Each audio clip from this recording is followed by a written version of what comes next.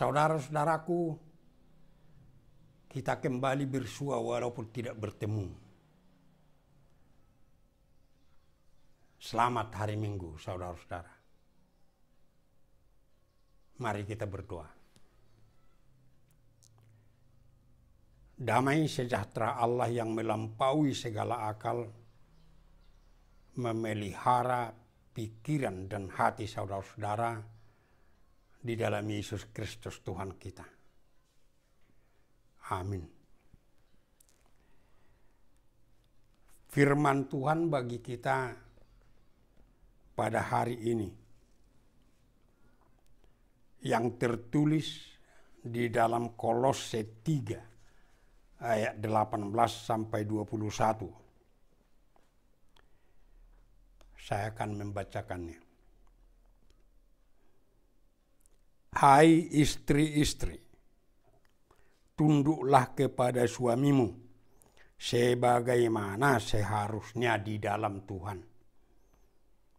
Hai suami-suami, kasihilah istrimu dan janganlah berlaku kasar terhadap dia. Hai anak-anak, taatilah orang tuamu dalam segala hal, karena itulah yang indah di dalam Tuhan. Hai bapak-bapak, janganlah sakiti hati anakmu, supaya jangan tawar hatinya. Demikian bunyinya. Berkeluarga adalah tahapan hidup yang sangat penting di dalam hidup kita. Mengapa? Karena kalaupun umpamanya dari sejak kecil kita sehingga pemuda, kita hidup bahagia bersama orang tua kita. Tetapi kalau rumah tangga kita, setelah kita berkeluarga, rumah tangga itu rusak, maka rusaklah hidup kita. Kebahagiaan yang kita miliki selama anak-anak sampai pemuda akan sirna bagaikan mimpi. Tapi sebaliknya, kalau sekiranya dari sejak anak-anak hingga pemuda kita tidak bahagia, tetapi setelah kita berkeluarga, rumah tangga kita hidup baik, maka kebahagiaan itulah yang menjadi bagian hidup kita. Ketidakbahagiaan itu selama anak-anak hingga pemuda akan sirna seperti mimpi. Dan kalau sekiranya semua keluarga di tengah-tengah satu gereja, keluarga itu baik, maka gereja itu juga akan baik. Dan kalau semua warga satu negara, keluarga di dalamnya semua baik, maka negara itu baik. Oleh karena itulah melalui firman ini, kita semua dipanggil. Jadilah keluarga yang hidup dalam kasih Tuhan. Kenapa dalam kasih Tuhan? Karena hanya kasih itulah yang membuat persekutuan manusia jadi baik. Hanya kasih itulah yang membuat hubungan dalam satu rumah tangga atau keluarga jadi baik. Itu sebabnya di dalam firman ini jelas dikatakan bahwa yang kita butuhkan adalah kasih Tuhan. Digunakan di sini istilah agapao dalam kata kerja, agape dalam kata benda. Dan itu sama persis dengan apa yang dikatakan di dalam epistel, di dalam Kidung Agung 8 ayat 5-7. Di sana digunakan bahasa Ibrani Ahab, yang sama persis artinya dengan agape. Oleh sebab itu kalau dibicarakan di sini mengenai kasih, itu adalah kasih Tuhan, kasih yang murni, bukan cukup hanya cinta asmara, cinta karena nafsu. Bahkan tidak cukup hanya storge, kasih kekeluargaan, tapi agape, kasih yang murni dari Tuhan kita. Di dalam hal itulah saudara-saudaraku, pertama harus kita mengerti apa yang dimaksud dengan keluarga dalam firman ini. Mengapa perlu itu? Karena struktur kemasyarakatan masyarakat Batak itu sangat khas. Dan sepertinya tidak ada struktur kekeluargaan yang seperti itu di semua suku bangsa di dunia ini. Disebutkan struktur kekeluargaan masyarakat Batak, extended family structure. Struktur kekeluargaan yang meluas. Dulu, kalau orang Batak itu berkenalan dengan orang yang baru dia kenal, pasti akan mengatakan, tinip tip sanggar baikuruhuruan, jolosinukul marga asabinoto pertuturan. Sebenarnya prinsip itu masih tetap ada hingga sekarang. Itu sebabnya kalau masyarakat Batak itu berkenalan, dia tidak pernah menyebut namanya, tapi menyebut marganya. Dan kalau mereka sudah saling berkenalan dengan menyebut marga, pasti ada hubungan kekeluargaannya. Karena itulah sebenarnya, makanya masyarakat Batak itu, kalau ada menantunya dari suku bangsa lain, harus dimargakan. Diberi marga dari antara marga masyarakat Batak itu. Banyak orang mengatakan kalau dia berasal dari suku tertentu, wah saya punya marga. Menantu saya itu punya marga. Tidak perlu lagi diberi marga. Harus kita ingat, pemberian marga dalam masyarakat Batak bukan supaya ada marganya, marga menantu kita atau menantu laki-laki atau perempuan. Tetapi dengan pemberian marga itu, dia jadi masuk ke lingkungan Dalihan Natulu yang menjadi dasar struktur kekeluargaan yang meluas itu. Karena kalau tidak diberi marga, orang berkenalan sesama masyarakat Batak, dia sudah menjadi masyarakat Batak, diberikan marganya, diperkenalkan marganya yang lain, kita nggak tahu bagaimana hubungan kekeluargaan kita dengan dia.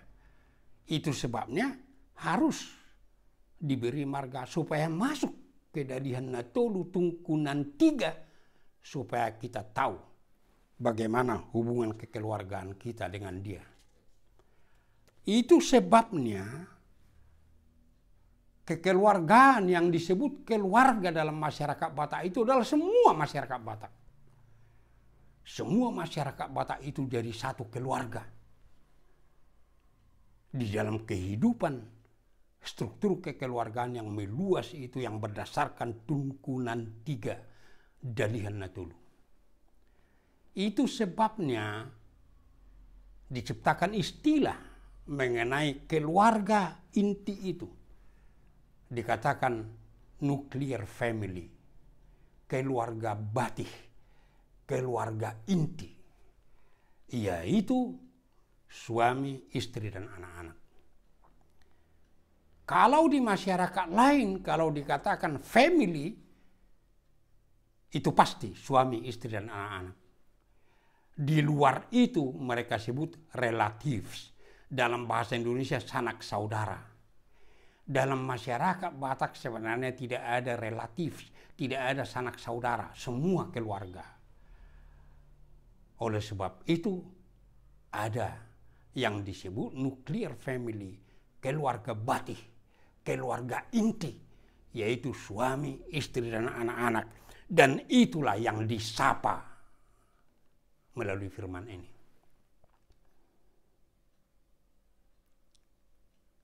Pertama-tama disapa di sini adalah suami dan istri. Supaya benar-benar hubungan antara suami dan istri itu benar-benar di dalam kasih Tuhan itu. Itu sebabnya di dalam Kidung Agung 8 ayat 5 dikatakan, taruhlah kasih itu, cinta itu seperti meterai dalam hatimu, seperti meterai pada lenganmu. Kasih itu harus menjadi meterai, harus menjadi stempel bahwa kau benar-benar anak Tuhan.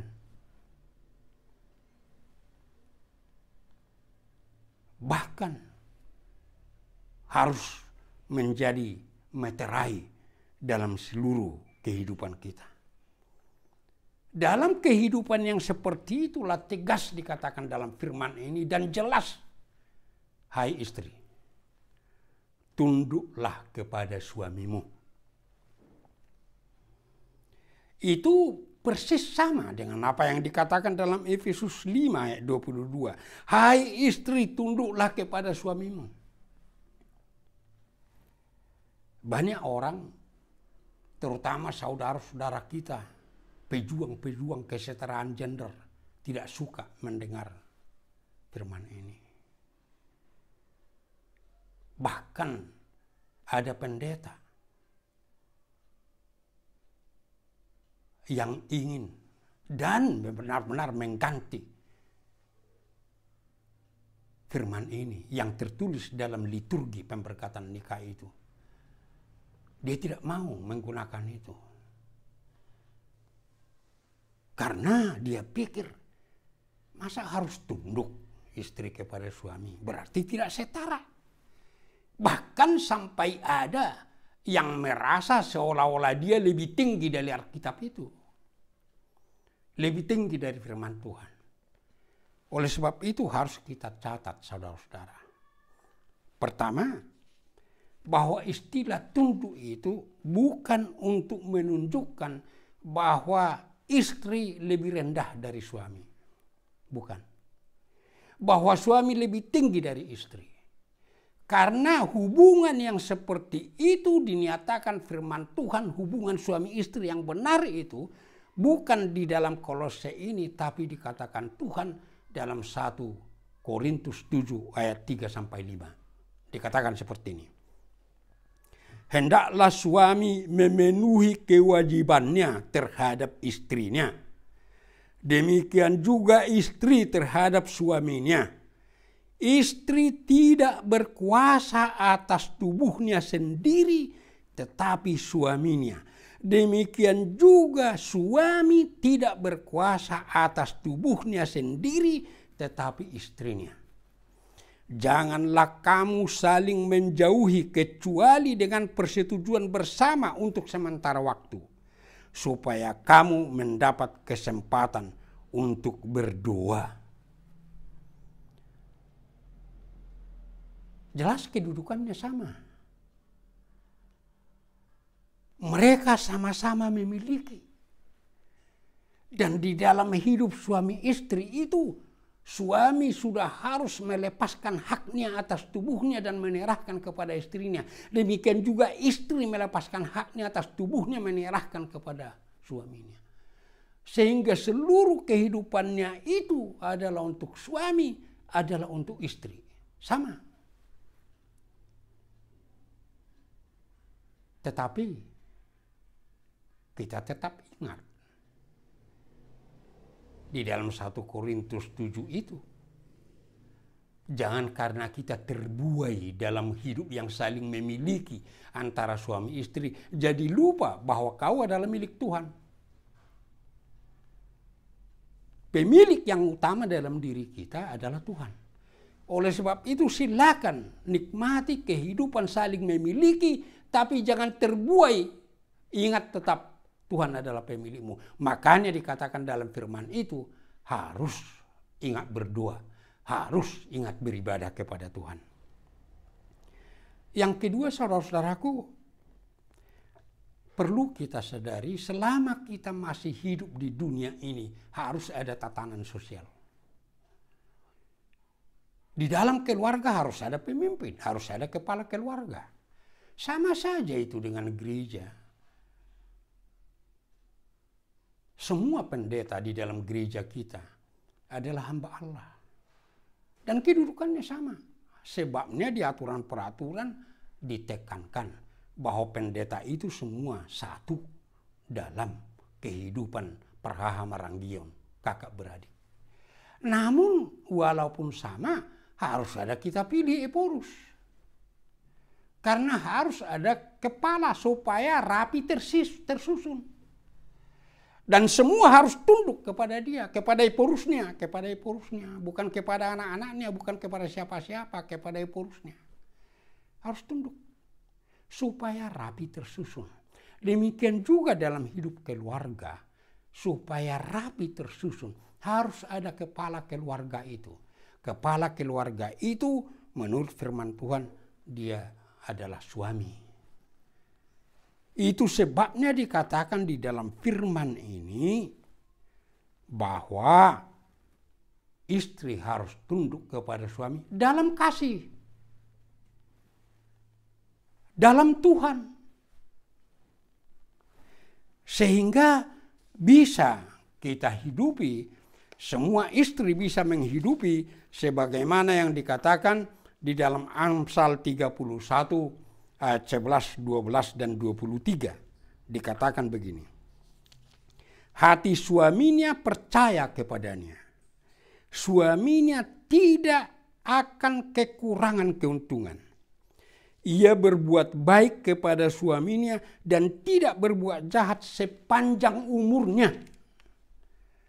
Dan dalam ayat 23 dikatakan, suaminya dikenal di pintu gerbang kalau ia duduk bersama-sama para tua-tua negeri. Begitu kita lihat, dalam kasih itu istri tunduk sehingga menjadi berkat. Dalam Tuhan menjadi berkat kepada suaminya. Dan dengan demikian bisa tercapai seperti peribahasa yang mengatakan, behind a great man, there is a great woman. Di belakang seorang laki-laki yang terkenal, pasti ada seorang perempuan. Kalau saya mengatakan, behind a great man must be a great woman. Jadilah istri yang seperti itu. Itu sebabnya kepada suami juga jelas dikatakan, bukan hanya kepada istri. Dikatakan kepada suami, hai suami-suami, kasihilah istrimu. Kasihilah. Dan di dalam Efesus 5 ayat 25 dan seterusnya, jelas disebutkan di sana kasih itu seperti Kristus mengasihi jemaat. Harus kasih Kristus itu. Dan dijelaskan di sana pertama, suami harus menyerahkan diri sepenuhnya kepada istri. Sebagaimana Yesus memberi diri sepenuhnya kepada jemaat. Yang kedua, membangun hidup istri. Sebagaimana Kristus membangun kehidupan jemaat, suami harus membangun hidup istri, menguduskannya. Kalau ada yang kurang menurutmu pada istrimu, bukan untuk dicela, bukan untuk marah, tapi tugasmu adalah untuk membangun. Dan yang ketiga jelas dikatakan di sana, harus berusaha membuat istrinya cemerlang.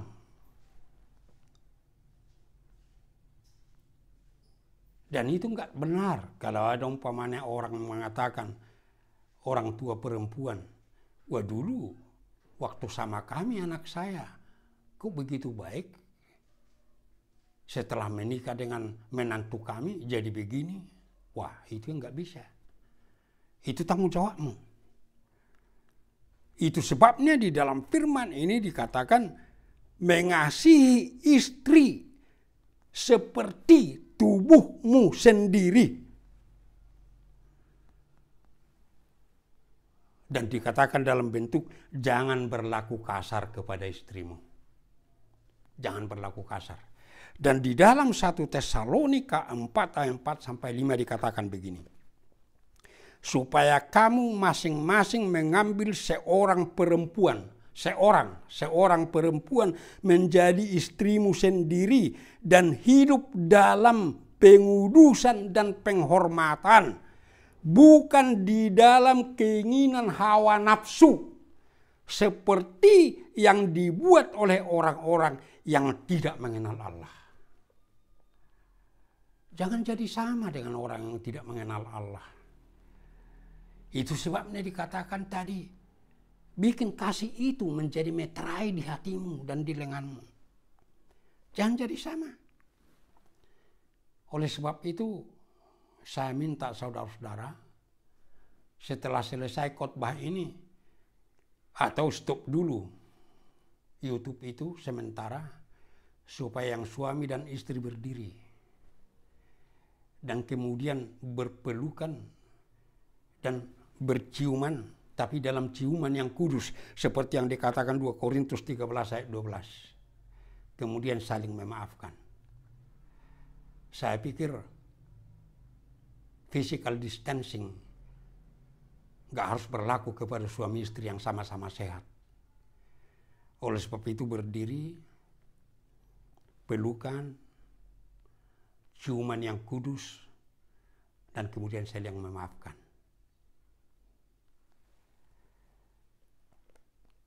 Dan kemudian saudara-saudaraku, di dalam keluarga Bati itu dijelaskan oleh Tuhan melalui firman ini bahwa hubungan orang tua dan anak-anak harus tetap juga dalam kasih Tuhan. Yang pertama, disapa anak-anak supaya anak-anak taat kepada orang tuanya dalam segala hal.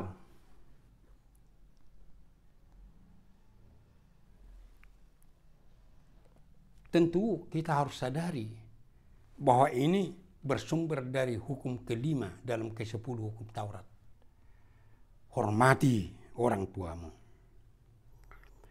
Oleh sebab itu harus kita catat bahwa taat kepada orang tua dalam segala hal harus buah kasih.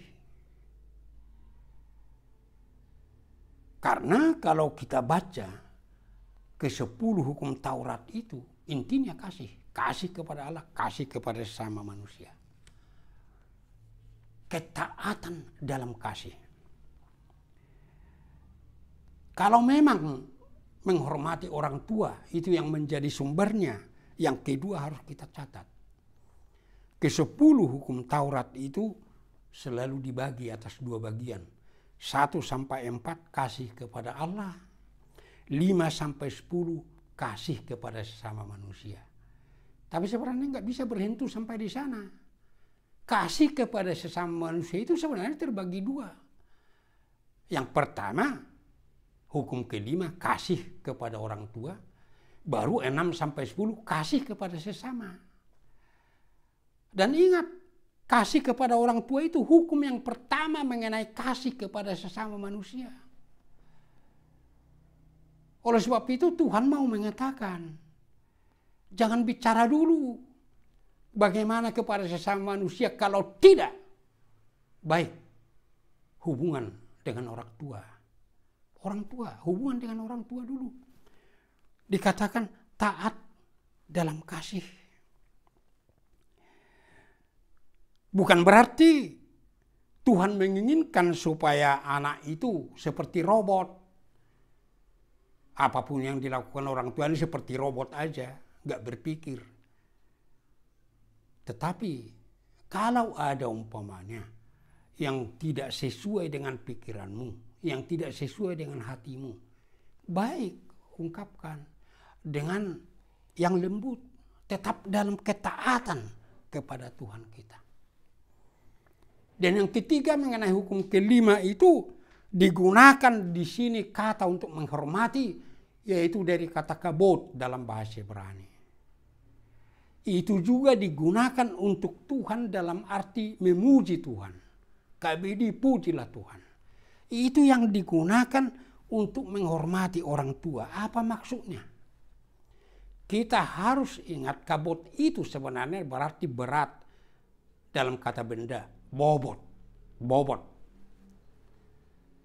Karena bobot orang tua itu sebagai wajah Allah menciptakan dan memelihara anak-anak, maka anak-anak harus tunduk kepada orang tua. Bahkan untuk berbicara pun sebenarnya tidak bisa tegak kalau menurut hukum kelima itu. Harus tunduk. Dan kemudian ketundukan itu dilakukan dalam seluruh hidupnya. Seperti yang dikatakan di sini, dalam segala hal. Dan jangan karena terpaksa, tetapi dalam kasih. Dan terutama ingat, karena itulah yang indah bagi Tuhan. Hai anak-anak, mau indah hidupmu di hadapan Tuhan, pertama hormati orang tuamu. Taat kepada orang tuamu. Dan ingat, menghormati orang tua itu adalah waktu masa hidup. Dan ini yang sering terjadi salah kaprah dalam kehidupan masyarakat Batak. Waktu sehat orang tuanya nggak begitu dihormati. Tetapi sudah sakit-sakitan. Berkumpul mereka semua. Bahkan dikumpul undangan yang besar. Bikin makanan yang enak. Mangalak si panganun na tabo. Padahal nggak bisa lagi dimakan. Mereka yang makan semua. Yang kedua, kalau sudah mati, akan dibikin peti mayat yang bagus. Yang sangat mahal harganya. Tapi waktu hidup, orang tuanya mengatakan, anakku, sudah bocor rumah kita. Udahlah perbaiki saja. Memperbaiki yang bocor aja tidak mau. Tapi setelah mati, dibikin peti mati. Yang begitu besar. Dan lucunya, dibangun lagi tugu yang sangat megah.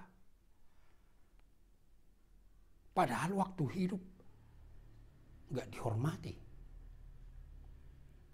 Itu suatu kehidupan yang sia-sia. Penghormatan kepada orang tua yang sia-sia. Makanya diciptakan itu nyanyian itu. Jangan sesudah mati aku kau menari-nari.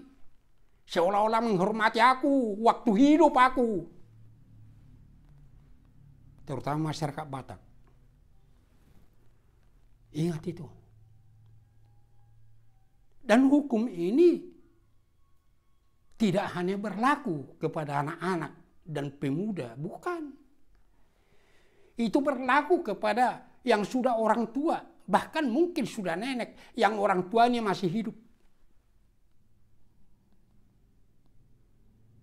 Bukan hanya untuk anak-anak. Begitu banyak saudara-saudara. Menantu yang tidak mau menghormati orang tuanya. Baik menantu laki-laki, baik menantu perempuan. Tapi lebih banyak perempuan.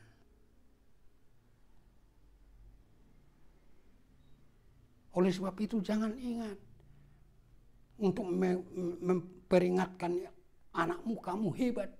Padahal kau sendiri terhadap orang tuamu.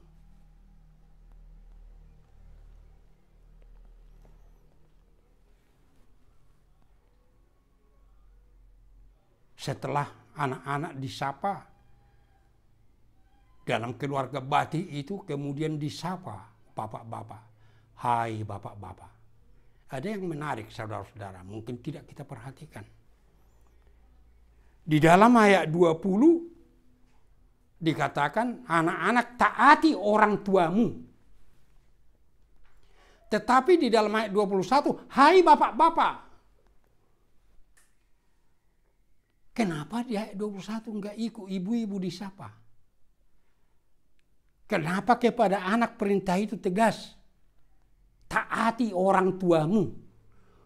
Tetapi setelah menyapa orang tua, tidak ikut ibu disapa. Hai bapak-bapak. Jangan sakiti hati anakmu. Tapi sebentar. Jangan membuat ibu-ibu bangga karena itu. Jangan katakan kepada suamimu, kau aja nih yang disapa firman Tuhan. Jangan. Kenapa ibu-ibu tidak ikut disapa? Justru firman ini harus menjadi tuntunan yang sangat tegas bagi ibu-ibu. Mengapa? Firman itu tidak ada diarahkan kepada ibu-ibu karena Tuhan menghendaki. Tak perlu ibu-ibu diperingatkan mengenai itu. Karena ibu-ibu biasanya selalu mendidik anak-anaknya dengan lembut. Tidak menyakiti hati anak-anaknya. Kasih ibu itu jauh berbeda dari kasih bapak-bapak. Itu sebabnya di dalam nyanyian-nyanyian juga ada kasih ibu kepada beta tak terkira sepanjang masa. Hanya memberi, tidak harap kembali seperti sang surya menyinari dunia. Itu kasih ibu. Gak ada nyanyian yang mengatakan kasih ayah, kasih papa, gak ada. Yang ada nyanyian adalah di dua ibuku. Gak ada nyanyian mengatakan di dua ayahku. Nah inilah yang dikehendaki Tuhan. Ibu-ibu itu udah jati dirinya seperti itu. Gak harus diperingatkan, gak harus disapa. Oleh sebab itu justru dengan firman ini ingat, jangan sampai berubah dari jati dirimu sebagai seorang ibu terhadap anak-anakmu. Dan ingat, bagaimanapun keadaan rumah tangga itu, dan bagaimanapun baiknya seorang bapak, kalau istri tidak baik, anak-anaknya pasti hancur. Tapi bagaimanapun seorang suami di tengah-tengah keluarga tidak bisa diharapkan tidak benar terhadap anak-anaknya. Tapi kalau istri adalah istri yang baik, yang bijaksana, yang arif, yang punya hikmat, anak-anaknya pasti baik. Tak usah sakit hati kalaupun dikatakan masyarakat Batak, kalau anaknya baik, akan dikatakan tadadun anak ngisiadu nang bah jadi bapaknya yang diingat. Tapi ingat itu, kalau anaknya jahat pasti akan dikatakan nasuya jarinana dokkorwa, nggak dididik oleh ibunya. Itulah jati diri seorang ibu. Itu sebabnya dikatakan hai bapak-bapak. Dan ini menjadi peringatan yang sangat tegas kepada bapak-bapak. Karena bapak-bapak yang disapa Tuhan. Tidak ikut ibu-ibu disapa Tuhan. Tapi hai bapak-bapak. Jangan menyakiti hatimu. Hati anak-anakmu. Mengapa? Harus ada peringatan ini khusus kepada bapak-bapak. Karena biasanya bapak-bapak sangat suka menggunakan hukum kelima itu.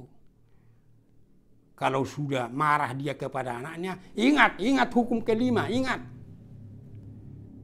Anak-anaknya tidak bisa menjawab karena tidak ada hukum untuk mengatakan kepada bapak. Nggak ada. Jadi dia menjadi alat itu di tangan dia karena tidak ada alat di tangan anaknya. Maka firman Tuhan mengatakan, hai bapak-bapak, jangan sakiti hati anak-anakmu. Walaupun anak-anak harus taat kepada orang tuanya. Tapi ingat, bapak-bapak, jangan sakiti. Jangan buat dia tawar hati. Bahkan di dalam Efesus 6 dikatakan, tapi ajar mereka dalam nasihat dan didikan Tuhan. Ajar anak-anakmu dengan firman Tuhan. Supaya di dalam kehidupan yang seperti itu, seorang suami, seorang ayah bisa selalu mengatakan seperti yang dikatakan Yosua dalam Yosua 24 ayat 15c. Kalau aku dengan seisi rumahku akan beribadah kepada Tuhan. Hidup dalam keluarga bahagia. Amin. Kita berdoa. Terima kasih Tuhan atas firman-Mu yang menyapa kami supaya kami hidup dalam kasih. Dan itu harus kasih Tuhan, kasih yang murni. Supaya itu yang menjadi dasar kehidupan kami dalam keluarga kami masing-masing. Dalam rumah tangga kami masing-masing. Khususnya dalam keluarga batih kami. Tuhan, ajar semua orang tua, suami dan istri, supaya mereka memahami bahwa rumah tangga mereka, kehidupan suami istri itu adalah pemberian-Mu. Dan benar-benar Engkau jadikan dalam hidup manusia untuk membedakan manusia dari ciptaan lain. Supaya mereka memelihara kehidupan suami istri dalam kasih-Mu. Dan juga supaya mereka memperlakukan anak-anak mereka sebagai milik-Mu. Karena anak-anak mereka bukan hanya milik mereka, terutama adalah milik-Mu Tuhan. Supaya mereka benar-benar bisa menuntun di dalam firman-Mu. Sehingga semua bapak, ayah, suami di tengah-tengah jemaat-Mu selalu mengatakan, kalau aku dan seisi rumahku akan beribadah kepada Tuhan saja. Supaya dengan berkat yang seperti itu Tuhan, itu juga menjadi berkat bagi semua gereja-Mu. Itu juga menjadi berkat bagi bangsa dan negara kami. Karena keluarga batih yang baik, itulah yang menjadi inti gereja. Itulah yang menjadi inti suatu bangsa. Hanya dengan tuntunan Roh Kudus-Mu Tuhan. Supaya kami bisa menikmati kasih-Mu. Dan benar-benar hati kami dan hidup kami termeterai oleh kasih-Mu. Supaya kami dalam seluruh hidup kami bisa hidup sebagai anak-anak-Mu. Bapa yang Maha Pengasih, selamatkan bangsa kami ini. Pulihkan dari pandemi ini Tuhan. Dan di dalamnya tolong Tuhan, selamatkan gereja-Mu. Pulihkan Tuhan. Supaya bisa hidup dengan benar sebagai tubuh Kristus. Dan bisa beribadah di gereja-Mu. Bisa beribadah di rumah-Mu. Gereja-gereja yang sudah memulai beribadah di rumah-Mu. Tuhan, lindungi, pelihara mereka semua. supaya itu menjadi kesaksian bagi dunia ini bahwa Engkaulah yang memiliki gereja itu.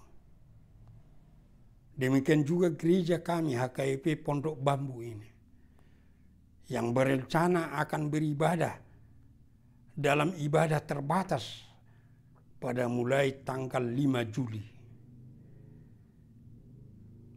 Dan telah diaturkan Tuhan supaya jam 7 pagi ibadah sektor 1 dan sektor 3. Dan pada jam 10 ibadah sektor 2 dan sektor 4. Tuhan, beri kesadaran kepada anggota jemaat-Mu.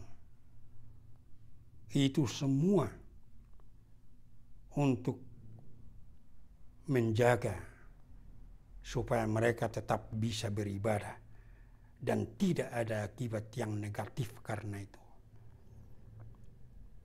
Tuntun pendeta kami dan semua parhaladu supaya bisa melaksanakan ibadah itu dan melayani ibadah itu dengan benar. Dan buatlah ini Tuhan menjadi panggilan kepada semua anggota jemaat-Mu semakin merindukan gereja-Mu. Tetapi bukan hanya merindukan gedung gereja, tapi merindukan gereja-Mu dengan merindukan Engkau Bapa, merindukan Engkau Yesus Kristus, merindukan Roh Kudus, dan merindukan firman-Mu. Hanya oleh kasih-Mu Tuhan. Di dalam Yesus Kristus Tuhan kami, dengarkan doa kami. Amin.